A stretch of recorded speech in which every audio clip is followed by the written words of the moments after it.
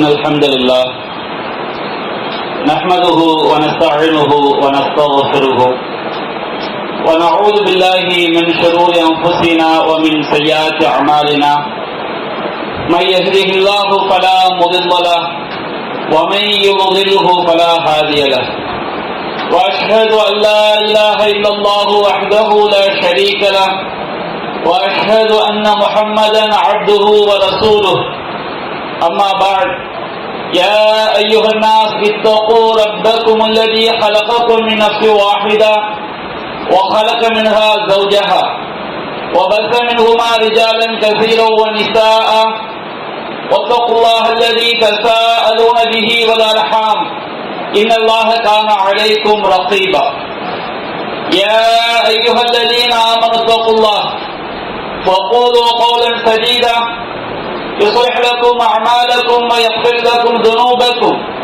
ومن يطع الله ورسوله فقد فاز فوزا عظيما إن أصدق الحديث كتاب الله وخير الهدي هدي محمد وشر الأمور محدثاتها وكل محدثة بدعة وكل بدعة ضلالة وكل ضلالة في النار اللهم صل على محمد وعلى آل محمد كما صليت على إبراهيم وعلى آل إبراهيم إنك حميد مجيد اللهم بارك على محمد وعلى آل محمد كما باركت على إبراهيم وعلى آل إبراهيم إنك حميد مجيد அளவிலா அருளாளனும் நிகழிலா பேரன்புடையவனுமாகிய எல்லாம் வல்ல அல்லாஹுவின் திருப்பெயரால் ஆரம்பம் செய்கின்றேன். அந்த வல்ல நாயனின் வட்டா பெருந்தருணை அல்லாஹுவின் இறுதி தூதரும் நம் உயிரினும் மேலான நபிகள் நாயகம் ஸல்லல்லாஹு அலைஹி வஸல்லம் அவர்களின் மீதும் அன்னாரின் வழிமுறையை நெறிதவறாமல் பின்பற்றிய உத்தம சத்திய சஹாபாக்கள் மீதும் அனைத்து முஸ்லிம்கள் மீதும் நாம் அனைவரின் மீதும் என்றென்றும் நின்று நிலவட்டுமாக. அன்பிற்குரிய பெரியோர்களே, தாய்மார்களே, சகோதர சகோதரிகளே, நபிகள் நாயகம் ஸல்லல்லாஹு அலைஹி வஸல்லம் அவர்கள் எப்பொழுதெல்லாம் மக்களுக்கு உரையாற்றுகின்றார்களோ அப்பொழுதெல்லாம் சில உபதேசங்களை அவர்கள் கண்டிப்பாக எடுத்துரைப்பார்கள். ஏனென்று சொன்னால், ஒவ்வொரு இறை நம்பிக்கையாளனும் ஒவ்வொரு மூமினும் அந்த உபதேசங்களை மரணிக்கின்ற வரை தன்னுடைய மனதில் உறுதியாக நம்பி அந்த அடிப்படையை விட்டும் அவர்கள் நெறி பிறந்து விடக்கூடாது என்பதற்காகத்தான் அந்த உபதேசங்களை சொன்னார்கள். அல்லாஹ்வின் தூதர் ஒவ்வொரு உரையிலும் குறிப்பிட்ட அந்த உபதேசம் என்னவென்று சொன்னால், இன்ன அஸ்தாகல் ஹதீஸி கிதாபுல்லாஹ், செய்திகளில் மிகவும் உண்மையானது.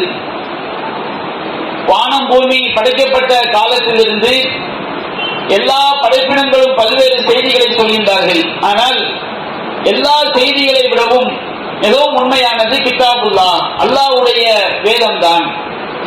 இறைவனுடைய வேதத்தை விட மிக உண்மையானது, சத்தியமானது, கடுகளவு சந்தேகம் இல்லாமல் நம்பிக்கை கொள்வதற்கு தகுந்தது வேறு எதுவும் இல்லை. அடுத்து இரண்டாவதாக அவர்கள் சொன்னார்கள், முஹம்மத், இந்த உலகத்தில் எத்தனையோ கோடான கோடி மனிதர்கள் பிறந்து வாழ்ந்து மரணித்திருக்கின்றார்கள். இனி உலகம் அழியும் வரை எவ்வளவோ மனிதர்கள் வரவிருக்கின்றார்கள். உலகம் அழியும் வரை எவ்வளவு மனிதர்கள் வந்தாலும் எல்லா மனிதர்களிலும் இந்த மனித சமுதாயத்திற்கு சிறந்த வழிமுறையை காட்டி சென்றவர்கள் நபிகள் நாயகம் ஸல்லல்லாஹு அலைஹி வஸல்லம் அவர்கள். நபிகள் நாயகம் ஸல்லல்லாஹு அலைஹி வஸல்லம் சொன்னார்கள், அஹ்ஸனுல் ஹதீஸ், வழிகாட்டுதலிலேயே மிக அழகிய வழிகாட்டுதல், மிக சிறந்த வழிகாட்டுதல், அதற்கு நிகரான வேறொரு வழிகாட்டுதல் கியாமத் வரை வரவே முடியாது. அப்படி ஒருவன் நம்பினால் அவன் இஸ்லாத்தை விட்டு வெளியேறிய இறை மறுப்பாளனாக கருதப்படுவான். அப்படிப்பட்ட மிகச் சிறந்த வழிகாட்டுதல் ஹதீ முஹம்மதின் ஸல்லல்லாஹு அலைஹி வஸல்லம், நபிகள் நாயகம் ஸல்லல்லாஹு அலைஹி வஸல்லம் அவருடைய வழிகாட்டுதல் தான். ஏனென்றால் அல்லாஹ்வின் தூதர் இறைவன் புறத்தில் இருந்து அவர்கள் மனித சமுதாயத்திற்கு வழிகாட்டினார்கள். அடுத்து எச்சரிக்கை செய்தார்கள், இந்த இரண்டு அடிப்படைக்கும் எதிரான காரியங்களை பற்றி எச்சரிக்கை செய்தார்கள். காரியங்களிலேயே மிக கெட்டது. இந்த உலகத்தில் எவ்வளவோ பல காரியங்களை இஸ்லாம் கெட்டதாக சொல்லி காட்டுகிறது. விபச்சாரத்தை மிக கெட்ட காரியமாக இஸ்லாம் குறிப்பிடுகிறது. கொலை செய்வது, கொள்ளையடிப்பது, லஞ்சம் வாங்குவது, அவதூறு பேசுவது, கோல் சொல்வது, புறம் பேசுவது, இப்படி பல்வேறு தீய காரியங்களை இஸ்லாம் குறிப்பிடுகிறது. ஆனால் எல்லா காரியங்களை விடவும் மனிதன் செய்யக்கூடிய மிக மோசமான காரியம் முஹதஸாத், மார்க்கம் என்ற பெயரில் புதிதாக உருவாக்குவது, இணை வைத்தல். எல்லா இணை வைப்பு காரியங்களும் நபிகள் நாயகம் ஸல்லல்லாஹு அலைஹி வஸல்லம் அவர்கள் மார்க்கமாக காட்டித் தராத எல்லா காரியங்களும் இந்த முஹதஸாத், புதிதாக உண்டாக்கப்பட்டவை, மார்க்கம் என்ற பெயரில் புதிதாக உண்டாக்கப்பட்டவை என்ற அந்த அடிப்படையில் நுழைந்து கொள்ளும். அப்ப காரியங்களிலேயே மிக தீயது முஹதஸாத்துஹா, அந்த இஸ்லாத்தில் புதிதாக நுழைவிக்கப்படுவதுதான். இறை தூதருக்கு பிறகு அவர்கள் சொல்லாத, செய்யாத, வழிகாட்டாத காரியங்களை மார்க்கம் என்ற அடிப்படையில் உருவாக்குவதுதான் மிக கெட்டது. வகுல்ல முஹதஸத்தின் பித்ஆ, எல்லா புதிதாக உருவாக்கப்பட்ட மார்க்கத்திலே நுழைக்கப்பட்ட எல்லா காரியங்களும் நூதனங்களாகும், புதுமைகளாகும். குல்ல பித்அத்தின் வலாலா, எல்லா புதுமைகளும் எல்லா பித்அத்துகளும் வழிகேடு. வகுல்ல லலாலத்தின் பின்னார், எல்லா வழிகேடும் நரகத்தில் கொண்டு போய் சேர்க்கும் என்று நபிகள் நாயகம் ஸல்லல்லாஹு அலைஹி வஸல்லம் எச்சரிக்கை செய்தார்கள். எங்கெல்லாம் பித்ஆக்கள் உண்டாக்கப்படுகிறதோ, நபிகள் நாயகம் சொல்லித்தராத விஷயங்களை சொல்லித்தராத விதத்திலே, சொல்லித்தராத காலத்திலே ஒருவன் செய்தால் கண்டிப்பாக அங்கே பல்வேறு சுன்னத்துகள் அங்கே கொலை செய்யப்படும், பல்வேறு சுன்னத்துகள் அங்கே புறக்கணிக்கப்படும். உதாரணத்திற்கு நான் ஒன்றை சொல்லி காட்டுகிறேன். கடமையான தொழுகைக்கு பிறகு கூட்டுத்துவா என்ற ஒரு பிதாவை உண்டாக்கி வைத்தார்கள். நபிகள் நாயகம் கடமையான தொழுகைக்கு பிறகு ஓதுவதற்கு சொல்லி தந்த பல்வேறு அவுராதுகளை இந்த கூட்டுத்துவாவை ஆதரிக்கக்கூடிய மக்கள் எல்லா காலங்களிலும் புறக்கணிக்கக்கூடியவர்களாக ஆகிவிட்டார்கள். அந்த அவுராதுகளை தொழுகை முடித்த பிறகு, கடமையான தொழுகை முடித்த பிறகு ஓத வேண்டிய திக்ருகளை அறியாதவர்களாக மாறிவிட்டார்கள். அல்லாஹ்வின் தூதர் சொல்லித் தந்த பல்வேறு தஸ்பீஹாத்துகளை அல்லாஹ்வின் தூதர் எப்படி சொல்லித் தந்தார்களோ அதற்கு மாற்றமாக செய்யக்கூடிய சமுதாயமாக மாறிவிட்டார்கள். அப்போ ஒரு பிதா அங்கே நுழைக்கப்படுகிறது, ஏராளமான நபி வழிகள் அங்கே கொலை செய்யப்படுகிறது. அது போன்ற மிக மோசமான, மிக கொடுமையான பிதாக்களில் ஒன்றுதான் நபிகள் நாயகத்தை நாங்கள் நேசிக்கிறோம் என்ற பெயரிலே மீலாது விழா, நபிகள் நாயகத்திற்கு பிறந்த தின விழா கொண்டாடுவது. இந்த பிறந்த தின விழா என்று ஒன்றை உருவாக்கிய காரணத்தினால் அதை மையமாக வைத்து மிக கொடூரமான பாவங்கள் எல்லாம் இந்த சமுதாயம் விட வேண்டிய, நபிகள் நாயகத்தை நேசிக்கிறோம் என்ற பெயரிலே நபிகள் நாயகத்துடைய கோபத்தை ஏற்படுத்தக்கூடிய, நபிகள் நாயகத்துடைய எச்சரிக்கையை மீறக்கூடிய, நிரந்தர நரகத்தில் சேர்க்கக்கூடிய பல்வேறு காரியங்களை அவர்கள் இன்றைக்கு உண்டாக்கி விட்டார்கள். இந்த மீலாது என்பது, மௌலிது ஓதுவது, மீலாது விழா என்று கொண்டாடுவது, இது மார்க்கத்துடைய பல்வேறு அடிப்படைகளுக்கு எதிரானது. முதலாவது அடிப்படை, இது ஒரு பிதா. நபிகள் நாயகம் ஸல்லல்லாஹு அலைஹி வஸல்லம் அவர்கள் நபியாக அனுப்பப்பட்டதிலிருந்து அவர்கள் மரணிக்கின்ற வரை தனக்கு அவர்கள் பிறந்த நாள் விழா, மீலாது விழா என்று அவர்கள் கொண்டாடியதே கிடையாது.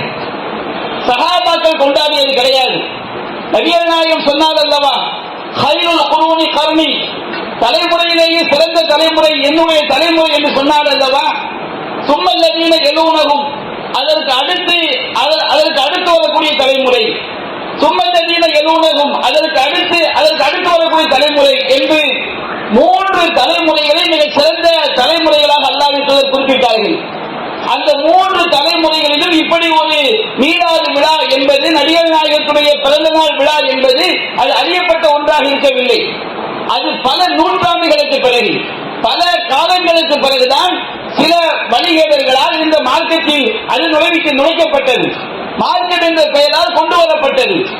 அது மட்டுமல்ல, நபிகள் நாயகம் ஸல்லல்லாஹு அலைஹி வஸல்லம் அவர்கள் நமக்கு தெளிவான அடிப்படையை பதியவிட்டு சென்றார்கள். மன் அமில அமலன் ஃபலைஸ அலைஹி அம்ருனா ஃபஹுவ ரத்துன், நாம் கட்டளையிடாத காரியத்தை யார் செய்கிறாரோ அது அல்லாஹ்விடம் மறுக்கப்படும்.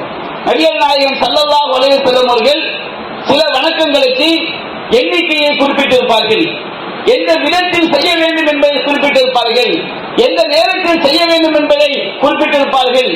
இப்படி எந்த தன்மையில் எப்படியெல்லாம் செய்ய வேண்டும் என்பதை அவர்கள் நமக்கு சொல்லி தந்துவிட்டு சென்றிருக்கிறார்கள்.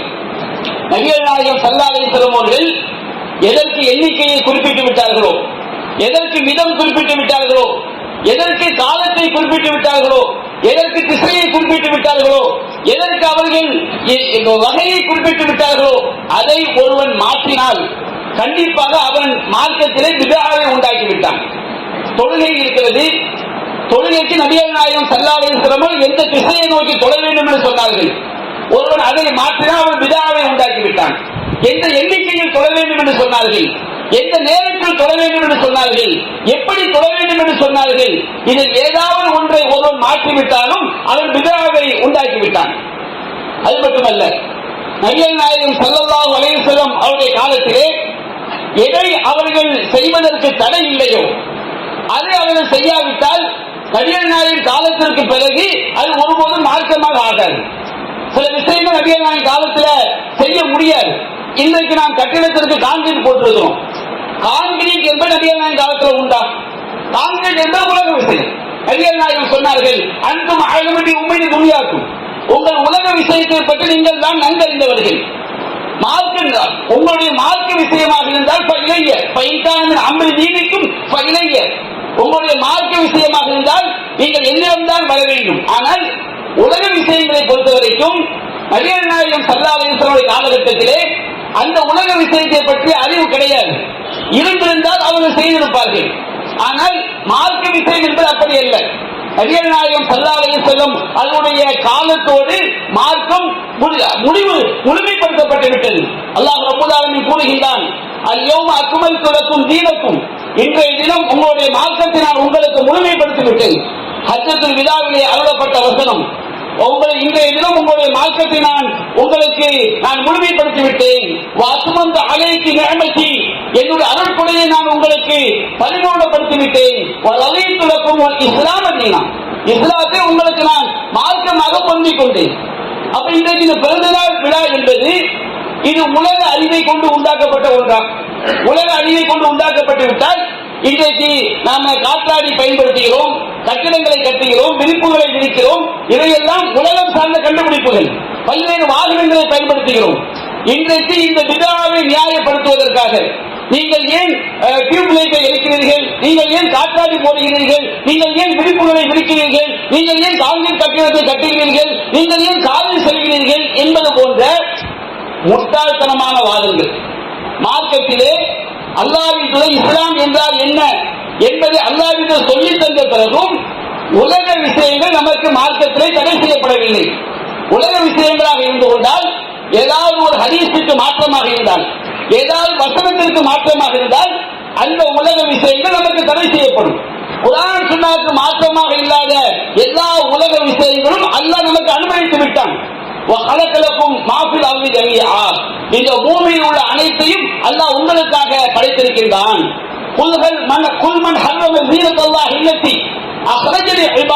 அல்லாஹ் தன்னுடைய அடியார்களுக்காக வெளிப்படுத்தி இருக்கக்கூடிய இந்த உலக அடையாளங்களை, உலக அலங்காரங்களை தடை செய்பவன் யார் என்று அல்லாஹ் கேட்கிறான்.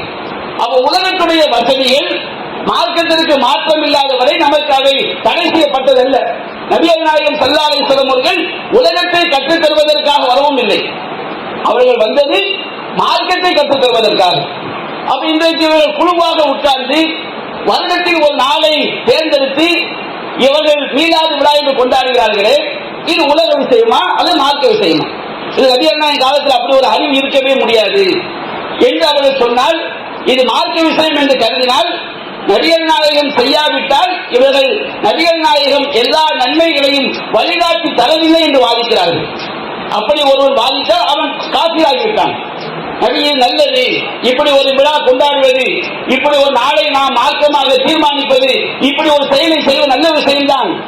நபிகள் நாயகத்திற்கு தெரியவில்லை, நபிகள் நாயகத்தை நேசித்த சஹாபாக்களுக்கு தெரியவில்லை என்று ஒருவன் வாதித்தால் அவன் நபிகள் நாயகத்தை அவன் காஃபிராக மாறிவிட்டான். நபிகள் நாயகத்திற்கு தெரியாத ஒன்று எதுவுமே கிடையாது. அல்லாஹ் சொல்லிவிட்டான், ஹதி முகமது, வழிகாட்டுதல் சிறந்த முகமது நபியுடைய வழிகாட்டுதல்.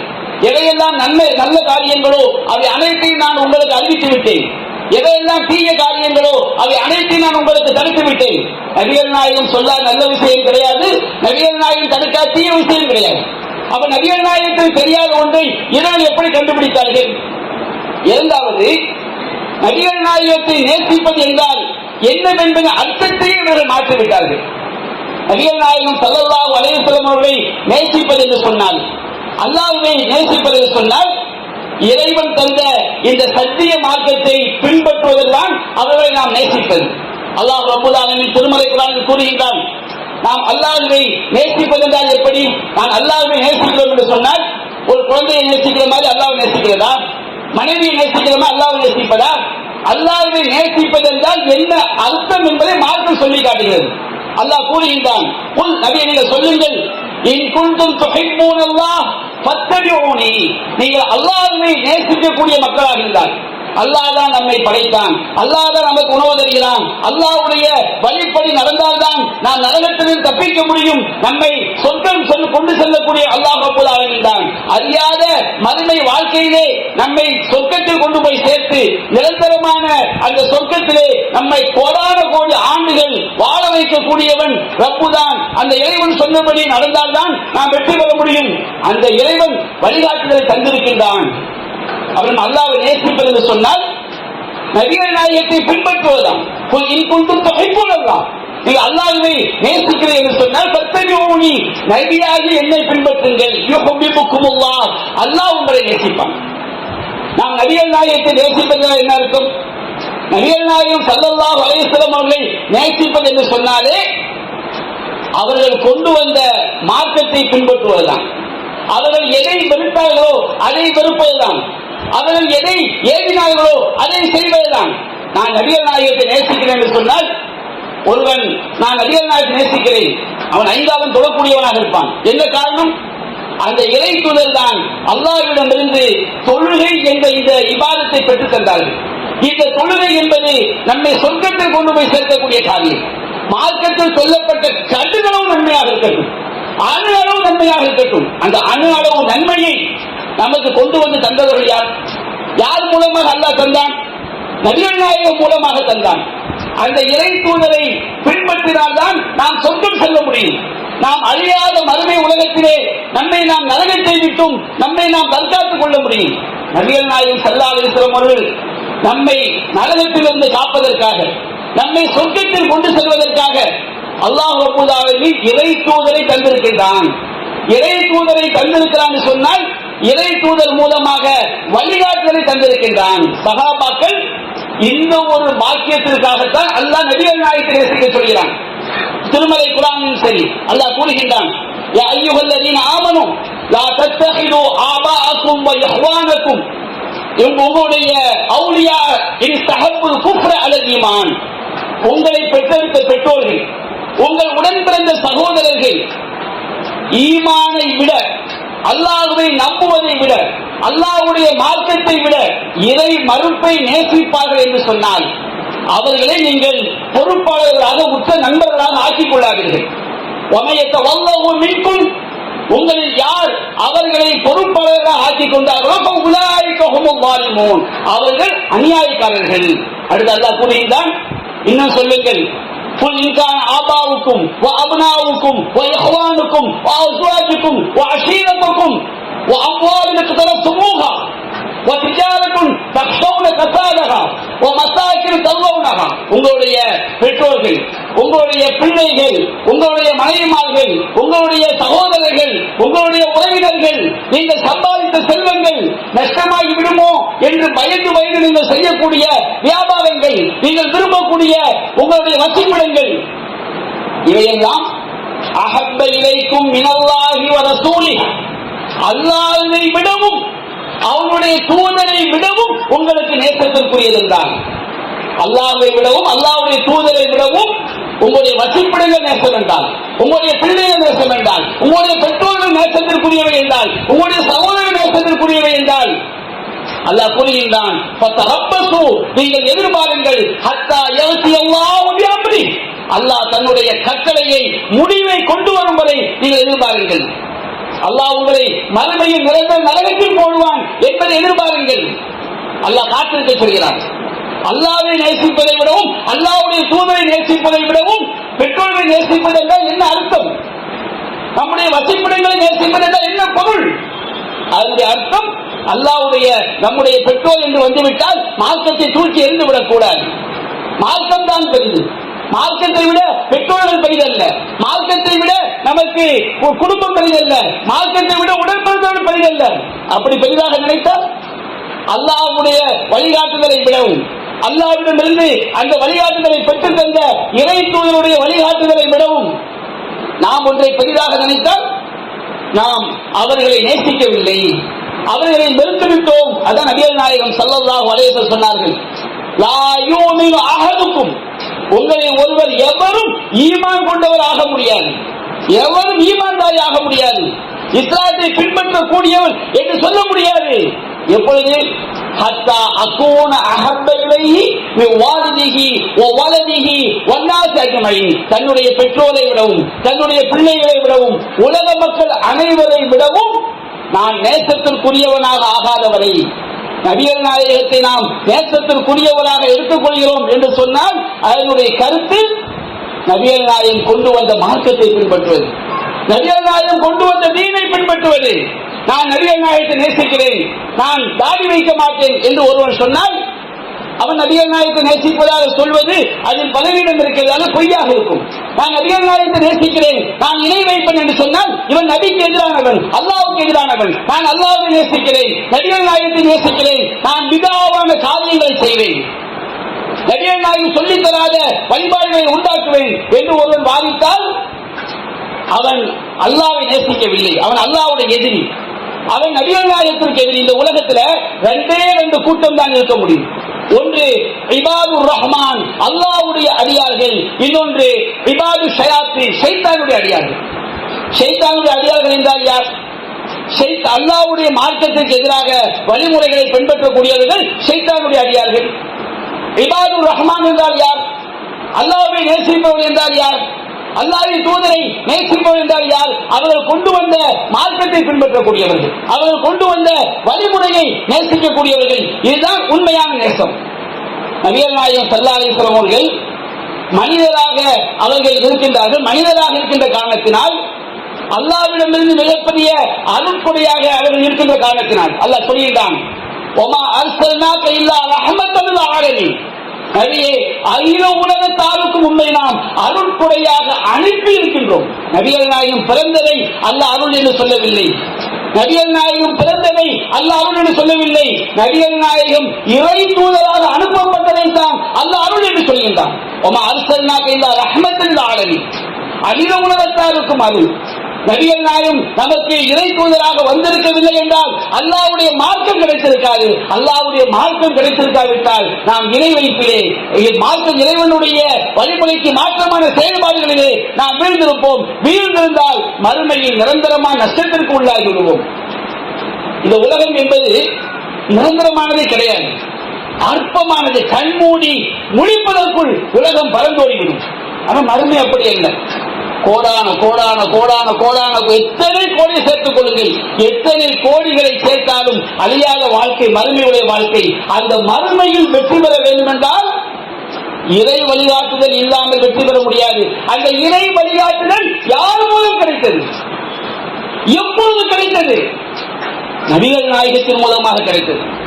எப்பொழுது கிடைத்தது? அவர்கள் நபியாக அனுப்பப்பட்டதினால் கிடைத்தது. அதனால்தான் நபியாக அனுப்பப்பட்டதை திருமறை குர்ஆன் மிக புகழ்ந்து சொல்லி காட்டுகிறது.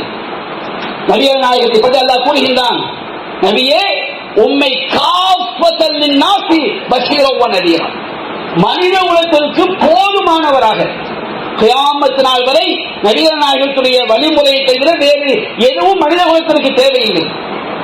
மறுமையில் வெற்றி பெறுவதற்கு, மறுமையில் சொர்க்கம் செல்வதற்கு நபிகள் நாயகம் எல்லா விஷயத்திற்கும் எல்லா மக்களுக்கும் போதுமானவர்களாக, எல்லா நல்ல காரியங்களையும் அறிந்து கொள்வதற்கு நபிகள் நாயகம் போதும். எல்லா தீமைகளையும் தவிர்த்து கொள்வதற்கு நபிகள் நாயகத்துடைய வாழ்க்கை போதும்.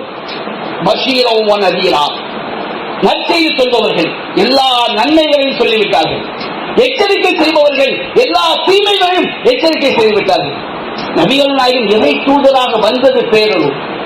அந்த இறை தூதராக வந்ததுதான், அந்த மார்க்கத்தை பின்பற்றுவதுதான் நாம் நபிகள் நாயகத்தை நேசிப்பது. நபிகள் நாயகம் ஸல்லல்லாஹு அலைஹி வஸல்லம் அவர்கள் சொன்னார்கள், ஸலாசுன் மன் குன்ன ஃபீஹி வஜத ஹலாவத்தல் ஈமான். 3 தன்மைகள் யாரிடம் இருக்கிறதோ அவன் ஈமானுடைய சுவையை உணர்ந்து விட்டான். நாம் அல்லாஹ்வுடைய அடிமை என்பதுடைய அர்த்தமே ஈமானுடைய சுவையை உணர்வதனால். நம்முடைய நாக்கு எப்படி சுவையை உணர்கிறதோ நம்முடைய உள்ளம் ஈமானுடைய சுவையை உணரும். உள்ளத்திற்கு சுவை இருக்கிறது. நம்முடைய உடலில் நோய் இருந்தால், ஒருவன் நோயாக இருக்கக்கூடியவன் பிரியாணியை கொண்டு போன சாப்பிட முடியாது. நம்முடைய உள்ளத்துல நோய் இருந்தால் அந்த உள்ளத்துக்கு இஸ்லாம் வெறுப்பாக தெரியும். அப்ப அந்த உள்ளத்துல உள்ள உள்ளம் ஆரோக்கியமானது என்பதற்கு அடையாளம் என்ன? எப்பொழுது இஸ்லாம் அற்புதமான மார்க்கமாக தெரியும்? முதலாவது விஷயம், ஐயகூன அல்லாஹு வ ரசூலுஹு அஹப்ப இலைஹி மிம்மா சிவாஹுமா. அல்லாஹ்வும் அல்லாஹ்வுடைய தூதரும் அந்த இருவரை தவிர உள்ள அனைத்தை விடவும் அவனுக்கு நேசத்திற்குரியவராக ஆக வேண்டும். அப்படின்னா என்ன அர்த்தம்? அல்லாஹ்வை நேசிக்கிறேன்னா ஒரு குழந்தையை கட்டி முடிச்சு புத்தம் கொடுக்கிறேன் அந்த நேசமா? இறைத்துறை நேசிப்பது என்றால் பாட்டு படிக்கிற நேசமா? ஏதாவது ஒரு நாள்ல உட்கார்ந்து கூத்தடித்து கும்மாளம் அடித்து பாட்டு படிக்கிற நேசமா? அப்படி அல்ல. அவர்கள் கொண்டு வந்த மார்க்கத்தை பின்பற்றுகிற நேசம். அவர்கள் எந்த வழிமுறையை அல்லாஹ் காட்டினானோ, அல்லாஹ்விடமிருந்து இறைத்துறை நமக்கு பெற்று தந்தார்களோ அவைதான் நம்முடைய உள்ளத்திற்கு நேசமிக்கதாக இருக்க வேண்டும். அதுதான் அல்லாஹ்வை நேசிப்பது, அதுதான் தூதரை நேசிப்பது. இரண்டாவது சொன்னார்கள், நீ எந்த மனிதனை நேசித்தாலும் அல்லாஹ்வுக்காக நேசிக்க வேண்டும். அவர் பணக்காரரு அதனால நேசிக்கிறேன், அவர் அழகா இருக்கிறாரு அதனால நேசிக்கிறேன், அவர் சினிமாவில் நடிச்சாரு அதனால நேசிக்கிறேன், எனக்கு வேலை தந்தாரு அதனால நேசிக்கிறேன். எல்லாவற்றையும் விட அல்லாஹ்வுடைய மார்க்கத்திற்கு எதிராக சென்றால் அவனை என்னுடைய உள்ளம் நேசிக்காது. இறை மார்க்கத்திலே அவன் இருக்கின்றான், இறைவன் தந்த கொள்கையில் இருக்கின்றான், இறை தூதர் தந்த வழிகாட்டுதல் இருக்கின்றான், அதற்காக அந்த அடியானை நான் நேசிக்கிறேன் என்ற தன்மை வந்தால்தான் நாம் மார்க்கத்திலே சரியாக இருக்க முடியும். எந்த மனிதனை நேசித்தாலும் அல்லாஹ்வுக்காக நேசித்தால் ஈமானுடைய சுவையை உணர முடியும்.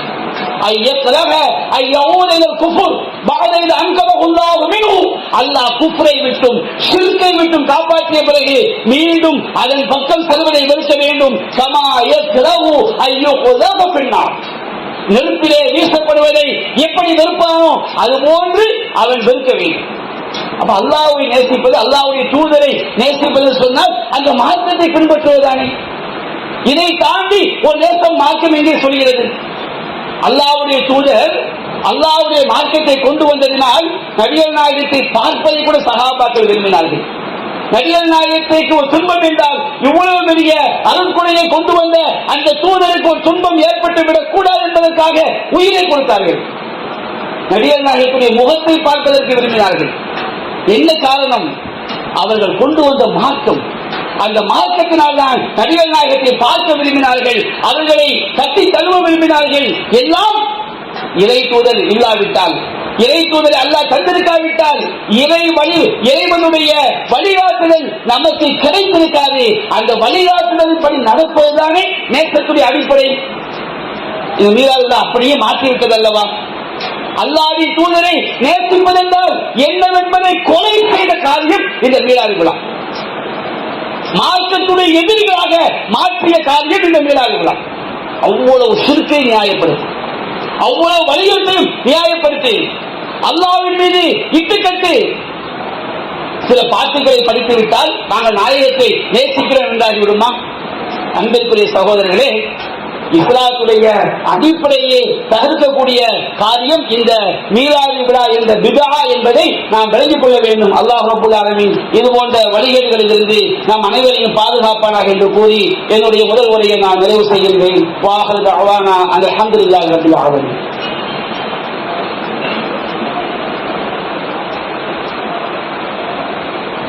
அல்ஹம்துலில்லாஹி ரப்பில் ஆலமீன்.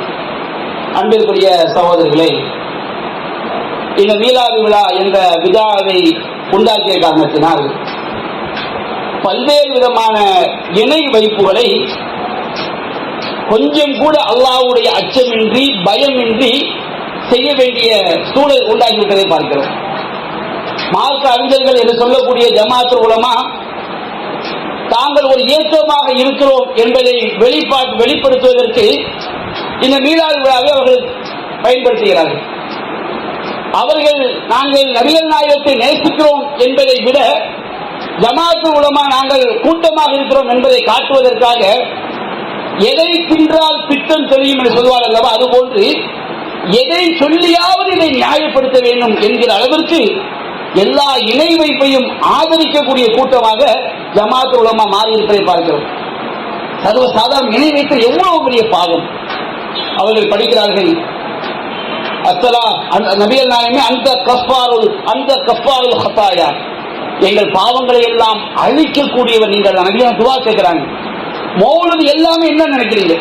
நாம் எப்படி பள்ளிவாசல்ல உட்கார்ந்து அல்லாஹ்விடம் அழுது, இறைவா என்னுடைய பாவங்களை மன்னித்து விடு, என்னுடைய கஷ்டங்களை எல்லாம் நீக்கிவிடு என்று அல்லாஹ்விடம் அழுது கேட்போமோ, நம்முடைய தேவைகளை நம்முடைய இறைவன் எங்கிருந்தாலும் அறிகிறான், எங்கிருந்தாலும் பார்க்கிறான், எங்கிருந்தாலும் என்னுடைய இறைவன் என்னுடைய தேவைகளை அறிந்து எனக்கு பதிலளிப்பான் என்ற தௌஹீதுடைய அடிப்படை துவா. அத்துவா ஹுவல் இபாதா, துவா என்பதுதான் வணக்கம். துவா எல்லா வணக்கங்களுடைய அடிப்படையும் அதுல துவா மறந்துடும். எதுக்காக இப்ப எல்லாரும் கூடி இருக்கிறோம்? நபிகள் நாயகம் ஜும்மா தொழ சொன்னாங்க. ஜும்மா நாம தொழுதா என்ன கிடைக்கும்? நன்மை கிடைக்கும். நன்மை கிடைத்தா எங்க போகலாம்? சொர்க்கத்துக்கு போகலாம். ஒரு ஆள் குர்ஆன் ஓதுறாரு, அந்த குர்ஆன் ஓதக்கூடியதுல துவா மறந்துருக்கு. என்ன மறந்துருக்கு? எதற்காக குர்ஆன் ஓதுகிறேன்? இதை ஓதினால் எனக்கு நன்மை கிடைக்கும், நான் சொர்க்கம் செல்லலாம். எதற்காக தர்மம் செய்கிறேன்? இதை செய்தால் எனக்கு நன்மை கிடைக்கும், நான் சொர்க்கம் செல்லலாம். நான் எதற்காக பெற்றோரை கவனிக்கிறேன்? எதற்காக நேர்மையாக நடக்கிறேன்? அல்லாஹ் சொன்ன எல்லா விஷயங்களையும் எல்லா வணக்கங்களையும் துவா மறைந்திருக்கிறது. துவாவுடைய நோக்கம் இல்லாமல் எந்த ஒரு அமலும் கிடையாது. ஒரே ஒரு அமலை சொல்லுங்க. நான் இத என்னுடைய ஒருவன் நபிகள் நாயகம் சொன்னார் என்பதற்காக மனைவியுடைய வாயில ஊட்டி விடுறான். இதுல துவாவுடைய நோக்கம் இருக்கிறா இல்லையா? துவாவுடைய நோக்கம் இல்லாம செஞ்சா அது என்ன நன்மை கிடையாது. நபிகள் நாயகம் மனைவியை கவனிக்க சொன்னார்கள், அன்பா நடக்க சொன்னார்கள், அதற்காக ஊட்டி விடுகிறேன், எனக்கு நன்மை கிடைக்கும், கிடைத்தால் எங்கே செல்வேன்? சொர்க்கம் செல்வேன். அதை நபிகள் நாயகம் சொன்னாங்க. அல்லாஹ்க்கு அடிபணிந்து என்பது துவா தான். அல்லாஹ்க்கு நாம் அடிபணிந்து செய்யக்கூடிய எந்த வணக்கமாக இருந்தாலும் அதில் மறைமுகமாக துவா இருக்கிறது. துவா என்பதுதான் வணக்கம். நம்ம அல்லாஹ் நாம மட்டும் செய்தா சர்க்க ஃபஸ்ஸர் இல்ல, நீ எதை கேட்டும் அல்லாஹ்விடம். நான் ஒவ்வொரு வரியாக சொல்ல வேண்டிய அவசியம் இல்லை. ஒட்டுமொத்த மௌலிதும் என்ன நினைக்கிறீங்க? எப்படி நாம் இறைவனை அழைக்கிறோமோ, என்னுடைய இறைவன் எப்படி அறிகிறான், என்னுடைய இறைவன் எப்படி பார்க்கிறான், என்னுடைய இறைவன் எப்படி என்னுடைய தேவைகளை நிறைவேற்றுகிறான் என்று நாம் அல்லாஹ்வை அழைக்கிறோமோ, அது போன்று நபிகள் நாயகத்தை அழைத்து பாடக்கூடிய பாடல் தான் மௌலித் என்பது. எவ்வளவு பயங்கரமான சிற்கு. ஒரு ஆள் அப்துல்லா இருக்கிறாரு, என்ன முன்னாடி இருக்கும் போது யா அப்துல்லான்னு அழைத்தால் அது சிற்கல்ல, அவரை நான் மனித தன்மைக்குட்பட்டு அழைக்கிறேன். இங்க இல்ல, எங்கோ இருக்கின்றார், யா அப்துல்லா என்று அழைக்கிறேன். அவர் கேட்பார், அவர் பார்ப்பார், அவர் அறிவார் என் நம்பிக்கையை நான் அழைத்தால் நான் முஸ்லிம். இது எப்படி அப்படி அழைய அல்லாஹ் என்று அழைப்பதற்கு தகுதியானவன் அல்லாஹ் மட்டும்தான். வேறு எந்த படைப்பினத்தையும் அவருக்கும் நமக்கும் தொடர்பு இல்லாமல் நாம் அழைக்க மாட்டோம். அப்படி அழைத்தால் அது இணை வைத்தலாகிவிடும். சில நேரங்களில் இலக்கியமாக சில வார்த்தைகளை பயன்படுத்துவார்கள். அதை தவிர எங்கேயும் நாம் என்ன செய்ய மாட்டோம். அவர்களை நாம் நேரடியாக அல்லாஹ்வை அழைப்பதற்கு அழைக்க மாட்டோம். மௌலித் என்ன? நபிகள் நாயகத்தை ஒட்டுமொத்தமாக இவர்கள் ஒரு சபையிலே கூடி உட்கார்ந்து கொண்டு நபிகள் நாயகமே பாவத்தை மன்னிச்சிருங்க, என் கவலையை போக்கிறீங்க, எனக்கு நீங்க நரகத்தை விட்டு காப்பாத்திருங்க உள்ள ஒட்டுமொத்த இணை வைப்பினுடைய புத்தக இணை வைப்பினுடைய ஊற்றுதான் இந்த மௌலித் என்கின்ற கவிதைகள். அது மட்டும் அல்ல, அல்லாஹ்வின் மீது பல பொய்கள் இட்டு கட்டப்பட்டிருக்கிறது, பல உரைகளில் விரிவாக பேசப்பட்டிருக்கிறது. அன்பிற்குரிய சகோதரர்களே, ஒரு பித்ஆவை உண்டாக்குறதுனால எவ்வளவு பயங்கரமான சிற்கை எல்லாம். நபிகள் நாயகம் பாவத்தை மன்னிக்க மாட்டாங்களா? நபிகள் நாயகத்துக்கு மறைவான ஞானம் இல்லையா? நபிகள் நாயகம் நம்முடைய கஷ்டம் நீக்க மாட்டாங்களா? முட்டாள்தனமான வாதங்கள். நாம் ஒரு ஆளை அடிச்சோம்னா அவர்கிட்ட போய் மன்னிப்பு கேட்கறது இல்லையா? அது மாதிரி ரசூலுல்லாஹ்ட்ட மன்னிப்பு கேட்கிறோம். அவங்களுடைய வாதங்கள். ஒருவரை நாம் அநியாயம் பண்ணிட்டோம், அவர் நேரத்தை சந்திச்சு உங்களுக்கு நான் அநியாயம் பண்ணிட்டேங்க, அது ஒரு போன்ல போட்டு எழுதுவோம், கடிதம் எழுதுவோம், அவர் பார்ப்பாரு, அல்லாஹ்ட்ட கேட்கிற மாதிரி எந்த மனுஷன்கிட்ட கேட்குவோமா? அப்துல் காதருக்கு நான் 50,000 ஏமாத்திட்டேன், பள்ளிவாசல்ல வந்து உட்கார்ந்து வீட்டுல உட்கார்ந்து அப்துல் காதரே உங்களுக்கு நான் 50,000 ஏமாற்றி மன்னித்துக் கொள்ளுங்கள் அல்லாஹ்ட்ட கேட்கிற மாதிரியே கேட்போம். மனுஷன் எப்படி கேட்போம்? மனிதனுக்கு சொல்லக்கூடிய உதாரணத்தை இறைவனுக்கு பொருத்தி அவர்கள் ஷிர்கை இணை வைப்பாக செய்யக்கூடிய எல்லா காரியத்தையும் நியாயப்படுத்துகிறார்கள். அவ்வளவு மோசமான காரியம். அவர்கள் நம்மீது உள்ள கோபத்திலே இவர்கள் எதை சொன்னாலும் மாற்றமாக செய்ய வேண்டும் என்ற எண்ணத்திலே செய்யலாம். ஆனால் யாருக்கு நஷ்டம்? நம்மையும் அல்லாஹ் காப்பாற்ற வேண்டும். மௌத்தாகும் போது இணை வைப்பு இல்லாமல் மரணிக்க வேண்டும். இன்னல்லாஹ லா யக்ஃபிரு அய்யுஷ்ரக பிஹி, அல்லாஹ் அவனுக்கு இணை வைக்கப்படுவதை மன்னிக்கவே மாட்டான். அந்த மக்கள் மீது நாம் கவலைப்பட வேண்டும். அல்லாஹ் அந்த மக்கள் மீதும் நாம் மரணிக்கும் போது ஈமானோடு மரணிப்பதற்கும் நாம் அல்லாஹ்விடம் பிரார்த்தனை செய்து கொண்டிருக்க வேண்டும். அந்த மக்களுக்கு அழகிய முறையில் எடுத்து சொல்ல வேண்டும். மக்களை வழிகெடுக்கக்கூடிய வழிகட்ட சைத்தான்களை விட்டும் அந்த சமுதாயத்தை மீளாது விழா என்ற பெயரிலே பிதாவை ஆதரித்து அந்த பிதாவை ஆதரிக்கக்கூடிய வகையிலே எல்லா ஷிர்கையும் நியாயப்படுத்தக்கூடிய காரியத்தை விட்டும் அல்லாஹ் காப்பாற்ற வேண்டும். எந்த அளவுக்கு ஆயிட்டாங்க சொன்னோம்னா, ஒரு ஊர்ல வச்சிருக்கிறாங்க 1000 லைலத்துல் கத்ர் இரவுகளை விட மீலாது விழா சிறந்தது. எங்க கொண்டு போய் பாத்தீங்களா? இதுக்கு என்ன ஆதாரம்? மௌட்டிகள் வெறி. அவன் வெறி வந்து வச்சுக்கிறீங்க, அபூ ஜஹலுக்கு வந்த வெறி மாதிரி. நீ சொன்னா நான் ஒன்ன மறுப்பேன், சொல்வது சத்தியமா அசத்தியமா என்கின்ற சிந்தனை மழுங்கடிக்கப்பட்டு வெறி வந்துவிடும் என்று சொன்னால் அங்கே இறை மறுப்பு புகுந்துவிடும். அதுதான் இந்த மாதிரி பேச்சுக்களுக்கெல்லாம் காரணம். இன்னும் சொல்ல போனால் இதுல ஒரு கூட்டம், வரம்பு மீறிய கூட்டம் இருக்கிறார்கள். நபிகள் நாயகம் தான் அல்லாஹ் என்று அவங்களுடைய கொள்கை. அந்த வழிகட்ட கூட்டம் அவர்கள் செயல்களில் எல்லாவற்றையும் அதை காட்டுவார்கள். வார்த்தையால் சொல்ல பயம். ஏனென்றால் சாதாரண முஸ்லிம் கூட அவனை எதிர்த்து விடுவான், காசு என்று சொல்லி விடுவான் என்பதனால் அவர் ஷிர்கில் தள்ளக்கூடிய காரியம் தான் இந்த மௌலித் என்பதை நாம் மறந்துவிடக் கூடாது. இந்த பித்ஆக்களை விட்டும் இந்த ஷிர்கை விட்டும் நாம் அல்லாஹ்விடம் பாதுகாப்பு தேட வேண்டும். இறுதியாக ஒரே ஒரு கோரிக்கை, அன்பிற்குரிய சகோதரிகளே, இந்த வார ஜும்மா வசூல் மாநில தலைமையினுடைய நற்பணிகளுக்காக கோரிக்கை வைக்கப்பட்டிருக்கிறது. பல்வேறு சத்திய பிரச்சாரங்கள், ஏகத்துவ கொள்கைகள், மாநாடுகள் மூலமாக, தெருமுனை பிரச்சாரங்கள் மூலமாக, பள்ளிவாசல் குர்ஆன் வகுப்புகள் மூலமாக, மதரசாக்கள் மூலமாக, முதியோர் இல்லம் வழியாக பல்வேறு வகைகளில் எப்படியெல்லாம் நம்முடைய சக்திக்குட்பட்டு இந்த சத்திய பிரச்சாரத்தை கொண்டு செல்ல முடியுமோ அந்த வகைக்காக இந்த வாரத்துடைய ஜும்மா வசூல் கோரிக்கை வைக்கப்பட்டிருக்கிறது. எனவே தாராளமாக 5, 10 என்று இல்லாமல் தாராளமாக அல்லாஹ்வுடைய மார்க்கத்திற்காக நன்கொடையாக வாரி வழங்குமாறு வேண்டிக் கொள்கிறேன். வாஹிர் தஅவானா அல்ஹம்துலில்லாஹி ரப்பில் ஆலமீன்.